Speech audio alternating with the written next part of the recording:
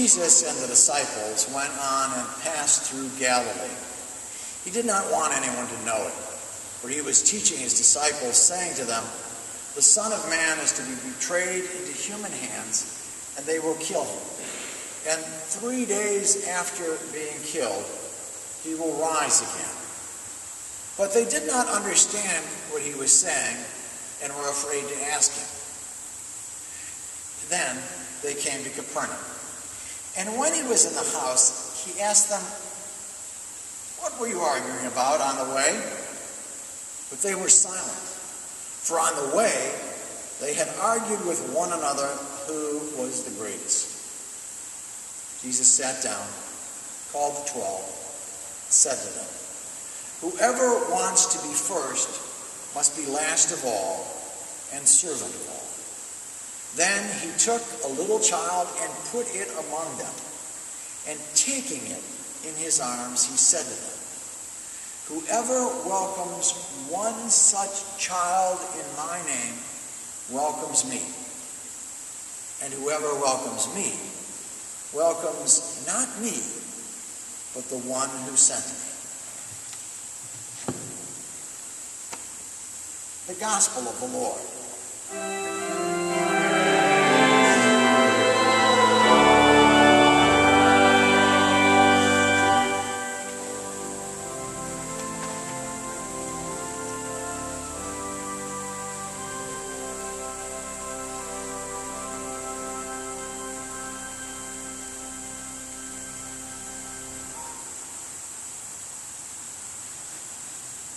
In some places of the world this week, crowds filled the streets and not only rioted, but stormed a consulate and killed an ambassador and 3 of his aides who had helped them overthrow a tyrant. The scenes were disheartening, to say the least, as the bloom seemed to be coming off the Arab Spring. While in another country, other crowds waited eagerly for September 21st to come. In the same way, these crowds are just as fanatical. They will line up on the evening of the 20th to quietly, peacefully wait in anticipation. Who would wait outside all night or get up in the early morning hours to be one of the first to buy a new product that's going to be on sale 3 weeks from now? But some people zealously follow a prophet, and others, with equal zeal, follow a product line. They have to be the first to have a new computer or tablet, or next week, the iPhone 5. And here's where the two crowds come together.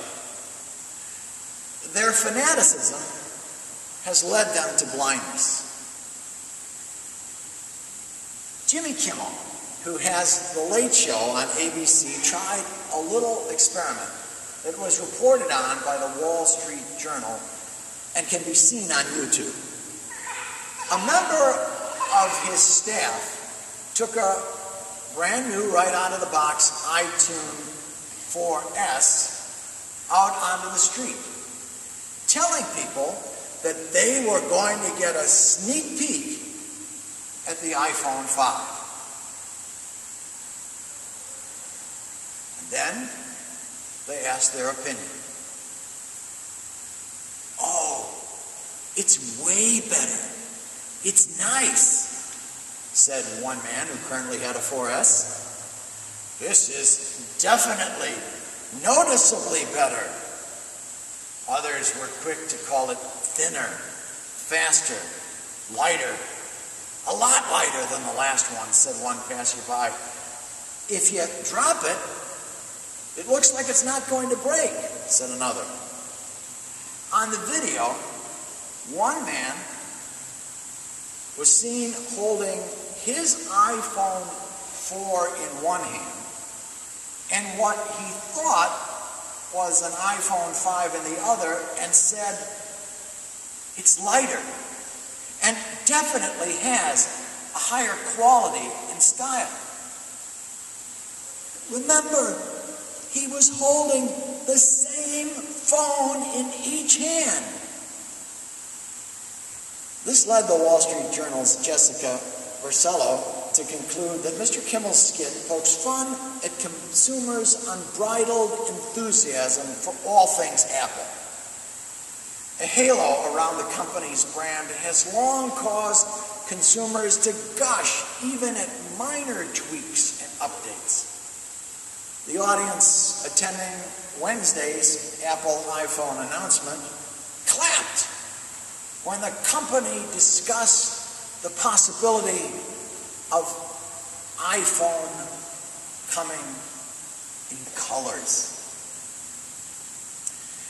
The danger is that whenever you put a halo around someone, or in the case of the company, something, you will fail to see its failings and follow blindly.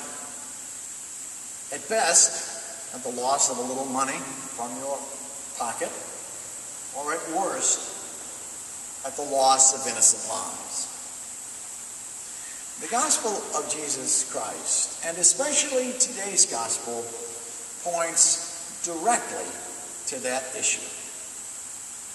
Jesus is plainly teaching his disciples that his mission just might cost him his life. Peter and he fought over that issue last week, and this week the rest of the bunch is silent, refusing to even speak to him on the matter. But they do talk among themselves. It's a conversation that escalates into an argument. And what they are arguing about is who among them is the greatest. I'm on the side of those scholars who believe that what they were fighting about was pure and simply power and position. It was a cold, cruel, calculating question. Okay, if Jesus is gone, who's going to be his successor? It was an adult game of King of the Hill, played at much higher stakes. The king is dead, long live the king. And some believed, apparently, that they were destined for kingship. While I pray that neither you nor I believe this about ourselves, I do know that you and I have experiences with people who did. People who would risk their lives, their fortunes, and their sacred honors, not for some noble cause, but for the corner office. People who would say anything and do anything and risk everything because they wanted what another person had. And often, when you and I looked at things from the outside, we could only conclude that what they wanted, what they would try anything to get, was not going to be worth more than a 2-year-old iPhone. You might say to them, "You'd risk everything for this? You'd risk getting in trouble over this? You'd risk the love and respect of your family and friends for this? It isn't worth it. Stop it. Please, stop it." But they wouldn't. following the false gods of either prophet or prophets, they might be willing to destroy everything to get what they wanted. I love what Pastor John Ortberg once wrote in the Christian Century. The only person who has ever been truly free of the Messiah complex was the Messiah. So what did the person who really was the Messiah do? What the one who was the personification of the great and good God did was looked around and grabbed a child. And taking that child up in his arms, said to his followers, "So you want first place? Then take the last place. Be servant of all. Whoever embraces one of these children as I do embraces me. And far more than me, God who sent me." You can talk about the crazies who so radically follow a product that they gush at anything the company tells them, even though they can't tell an old product from a new one. You can talk about the crazies who flood the streets violently defending their God whom they claim to be the greatest. Or you can talk about Jesus, who took a child, who social scientists tell us in antiquity had no status within the community and were generally believed to be, until maturity, on par with slaves in worth. You can talk about Jesus, who said, "The greatest of you will serve them by serving me."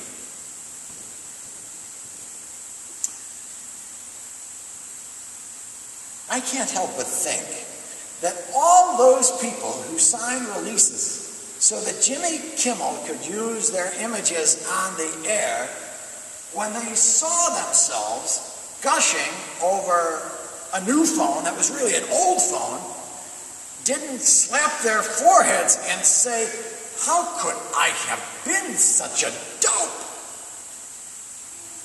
And maybe they took a second to rethink their blind following of anything a company told them.